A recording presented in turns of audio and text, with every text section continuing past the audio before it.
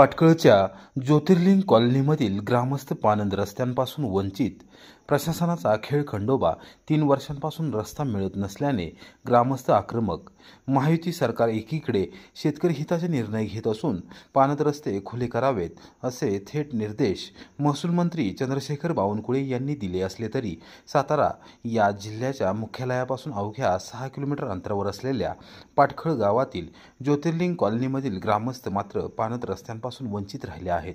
महसूल प्रशासन केवळ खेळवाखेळवी करत असून ग्रामस्थांना फार मोठ्या त्रासाला सामोरे जावे लागत आहे। आता हे ग्रामस्थ आत्मदहनाच्या पवित्र्यात आले आहेत। सातारा लोणंद पुणे महामार्गापासून काही अंतरावर असलेल्या पाटकळ या गावामध्ये ज्योतिर्लिंग नावाची कॉलनी आहे।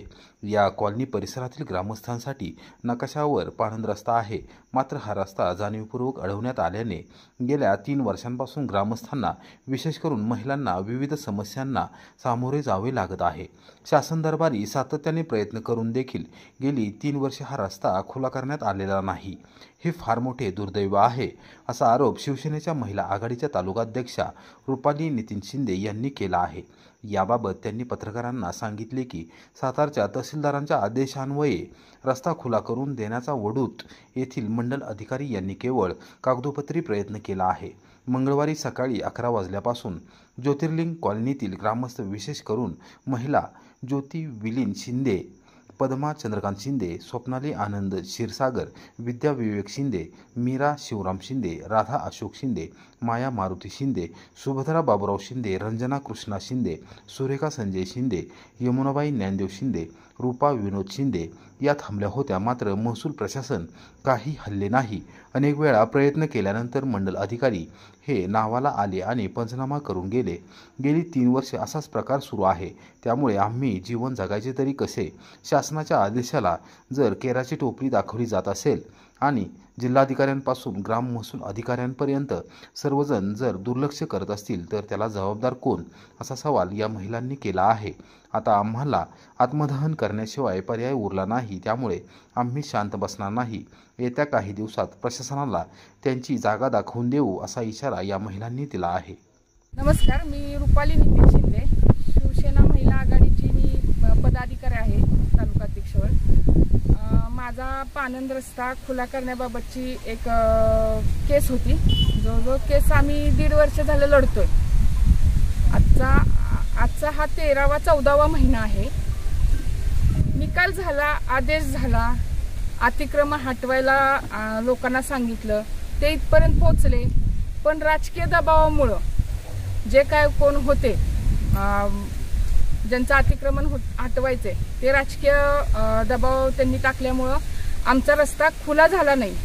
हे 3री वेळ आहे साहेब, 3री वेळ आहे। आणि इथून पुढं अजून किती वेळ चालणार हे माहीत नाही। पण माझ्या ज्या वस्तीला महिला राहतात, जवळजवळ आम्ही 150-200 लोक वस्तीला राहतात, त्यातल्या सर्व महिलांनी मला सांगितले आम्ही आत्मदहन करणार आहे। ह्या पावसाळ्यात, ह्या 4 दिवसात आमचा रस्ता खुला नाही झाला तर आम्ही आत्मदहन करणार आहे। ही आमचा तळमळीची विनंती आहे सगळ्यांना की आमचा रस्ता आम्हाला खुला करून द्या। जे काय अतिक्रमण आहे ते हटवून आम्हाला रस्ता द्या, फक्त आम्हाला रस्ता द्या।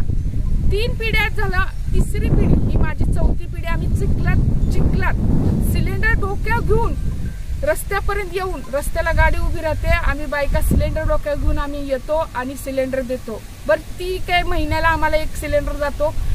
3 महिन्याचा प्रश्न आहे, तुम्ही म्हणाल 3 महिन्याचा प्रश्न आहे, पण 3 महिने सुद्धा आमच्या बायका त्या डोक्यावर सिलेंडर घेऊन येतात। ज्याच्यात छोटी छोटी मुलं आहेत, जास्त पाऊस पडला त्यांची शाळा बंद, शाळेत जात नाहीत हो मुलं, करणार काय? बावनकुळ्यांना माझा एक प्रश्न आहे की साहेब, तुम्ही एवढे आम्ही व्हिडिओ बघतो, तुमच्यामुळे आम्हाला चालना मिळते की तुमच्यामुळे आमचा रस्ता खुला होणार। ही आम्ही 1.5 वर्षापूर्वी आम्हाला असं वाटलेलं की चला बावनकुळ्यांमुळे आपल्याला रस्ता ओपन करून मिळणार आहे, पण नाही साहेब, हे काही नाही। हे अधिकारी नाहीत, हे काही नाही। तुम्ही जे बाईटमध्ये सांगता, तुम्ही जे व्हिडिओ तुमच्या आम्ही बघतो, ते वाटत नाहीत आम्हाला इथं की आम्हाला सगळे मदत करतात। गेल्या 1.5 वर्ष साहेब आम्ही ह्याच्या सगळ्यांना नमस्कार घालून झाले की आमचा रस्ता फक्त द्यावं। कंटाळा आला, खरंच कंटाळा साहेब। माझं नाव विद्या विवेक शिंदे, मी इथे राहते ते 16 वर्ष झाली. मला रस्त्याची अडचण आहे. रानात जाताना किंवा मुलं शाळेत जाताना आम्हाला चिखलातून यावं लागतं. रोज वैरणीला जावं लागतं. माझा म्हैशीचा गोठा आहे, पण मला ह्या चिखलातून जावं लागतं, चिखलातून यावं लागतं. मुलांना माझ्या सोडायला सुद्धा आम्हाला दप्तरं घ्यावे लागतात. मुलांना इथं रस्त्याला आणून सोडायला लागतात. त्यांची कधी कधी कपडे सुद्धा चिखलात भरतात, पण ते 2-2 ड्रेस आम्हाला ठेवायला लागतात फक्त या रस्त्यामुळे. माझे नाव ज्योती विदिन शिंदे आहे. मी या वस्तीवर 30 वर्ष झाले राहत आहे, पण ह्याच्यात काहीही बदल झालेला नाही. शाळेच्या मुलांना एवढा प्रश्न आहे की शाळा त्यांच्या जवळजवळ 8-8 दिवस बुडतात आणि स्त्रियांना तर डोक्यावर सिलेंडर किंवा वैरणीची भारे असतात, ते रस्त्यापासून घरापर्यंत ते डोक्यावर आणायला लागतात. आणि बाकीची पण सर 2 व्हीलर तर आमच्या घरापर्यंत पोहोचू शकत नाही.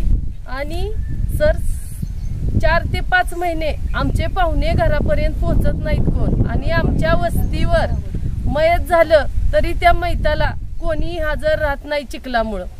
त्या अक्षरशः त्या मयत झालेल्या लोकांना जो मयत आहे ना त्यांना ट्रॉलीतून नेण्यात येतं. माझं नाव प्रसाद चंद्रकांत शिंदे. आमचं गाव सातारापासून निव्वळ 7 किलोमीटर अंतरावर आहे आणि 7 किलोमीटरवर अंतरावर शहर असून सुद्धा आम्हाला रस्त्यासाठी 3 वर्ष लढायला लागले. आणि 3 वर्ष लढून सुद्धा रस्त्याची अवस्था, आमच्या मागच रस्ता आहे, जर दिसत असेल तर बघून घ्या, तर ह्या रस्त्याची अवस्था काय सुधारायची काय दिसत नाही.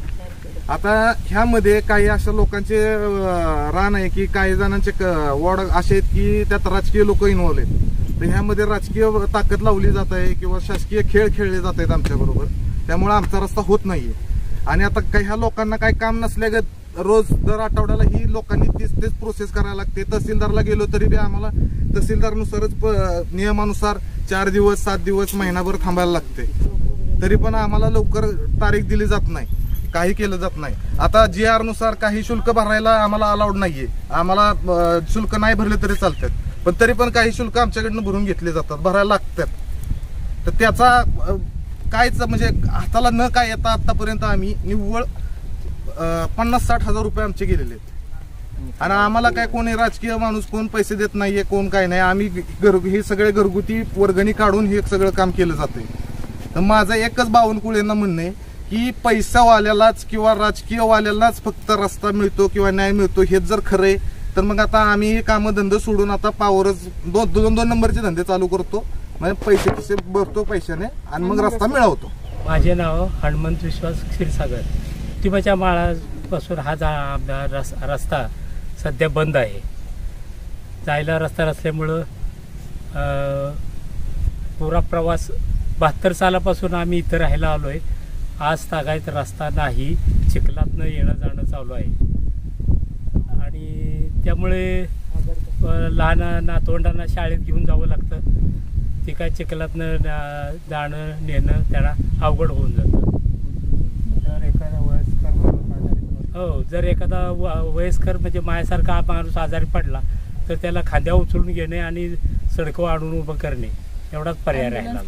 ॲम्ब्युलन्स येत नाही, ॲम्ब्युलन्स येऊ शकत नाही घरापर्यंत. मी विवेक ज्ञानदेव शिंदे. मी इथं 1990 पासून राहत आहे. आमची ही रस्त्याची दुरावस्था आहे. पावसाळ्यात येताना 2 व्हीलरवरनं जाताना मुलं घेऊन जाताना आम्ही कित्येक वेळा पडलो. माझा दुधाचा व्यवसाय, आमच्या किटल्या सांडल्या. आमच्यासारखा निकाल लागून सुद्धा आम्हाला ह्यांनी निकाल दिला नाही. पोलीस प्रशासन होते, मंडल अधिकारी होते, मॅडम सर्कल मॅडम होत्या. म्हणजे जिथे सरकार असून सुद्धा आम्हाला रस्ता निघाला नाही. पर्यायी रस्ता द्या म्हणले तरी आम्हाला बोलले पर्यायी रस्ता कायद्याच्या आदेशानुसार मिळेल. पण हा आदेश कसा निघाला? तुम्ही जर आम्हाला रस्ता देऊ शकत नाही, तुम्ही एवढी सरकारी माणसं येऊन आमचा काय उपयोग झाला?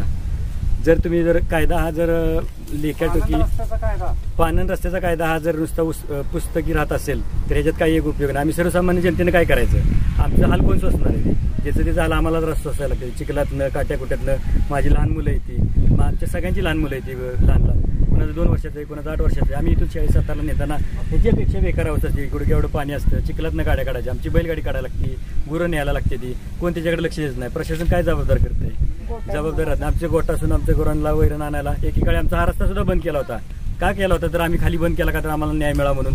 जर आम्हाला न्याय मिळवण्यासाठी आमच्याच माणसांनी जर आमचा रस्ता बंद केला त्यावेळेस आम्ही आमच्यातनं डोक्यावर वजी वाहून 2 दिवस वैरण दिली, त्यावेळेस कोण मदतीला आलं तरी आमचा रस्ता तुम्ही तयार करून दिला नाही.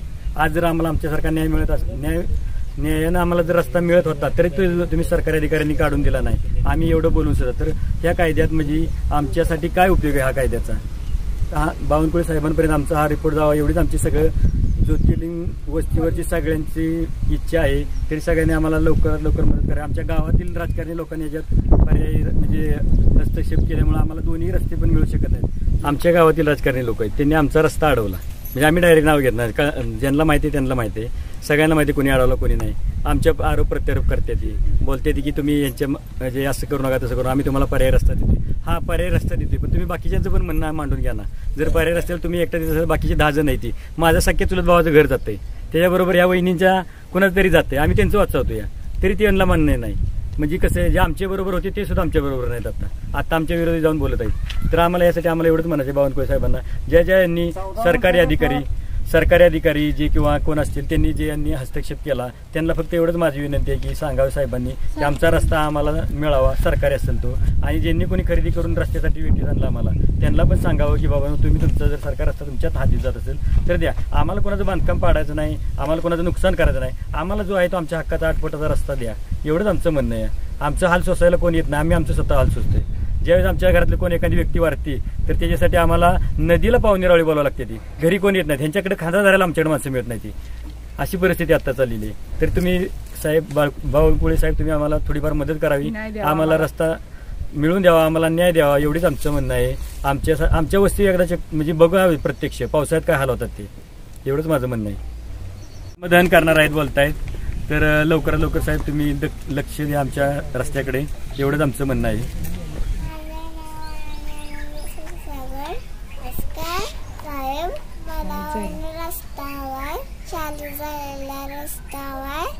आमच्या गाडीनं पडलो खाली जाताना.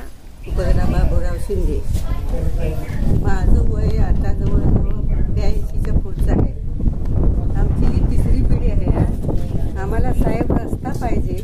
मला आशा होती तुम्ही आम्हाला रस्ता द्याल म्हणून, तर कृपा करून आम्हाला तेवढा रस्ता करून द्या.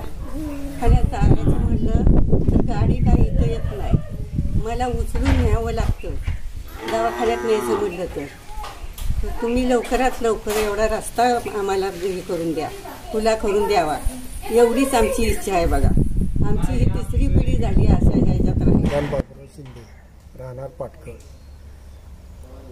हे जे पांदळ रस्ता ज्यांनी अडवलेला आहे त्यांनी ती जागा 7-8 वर्षापूर्वीच खरेदी केलेली आहे, आणि त्या जागेचे मालकांना त्यांनी 1-1 गुंठ्याचे पैसे दिले नाहीत का, तर तिथं रस्ता गेला आहे म्हणून. तरी हे आम्हाला रस्ता देत नाहीत. साहेबांना विनंती आहे की आम्हाला तेवढा रस्ता खुला करून द्यावा. मरण उपोषण करायची पण आमची तयारी आहे. साहेब प्लीज आम्हाला न्याय द्या. बावनकुळे साहेबांना फार मोठी विनंती आहे आमची, आमच्या वस्तीची, सगळ्यांच्या वतीनं मी बोलते. आम्हाला न्याय द्यावा, आणि आमचं जे उपोषण चालू आहे त्या उपोषणासाठी तुम्ही काहीतरी निर्णय द्यावा. हे उपोषण आजच्या दिवस चालेल, उद्या किंवा परवा माझ्या महिला आत्मदहन करतील. प्लीज साहेब तुम्ही काहीतरी आम्हाला न्याय द्यावा, ही कळकळीची विनंती आहे.